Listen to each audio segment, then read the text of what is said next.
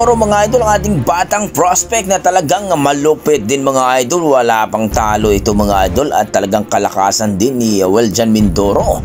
Kung sakali daw mga idol mapagbigyan itong si Wiljan Mindoro, alam naman natin na itong si Sean Gibbons ay isa sa mga napakalupit talaga mag-matchmaker mga idol. Kaya posible daw na itong si Wiljan Mindoro ay mapalaban din ni Crawford mga idol kung pagbibigyan.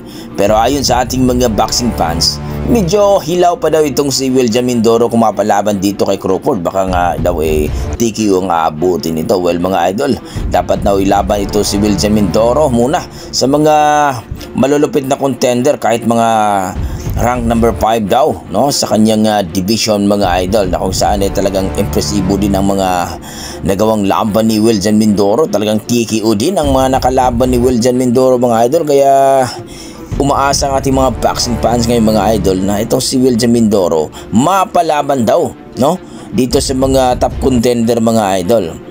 At dito nga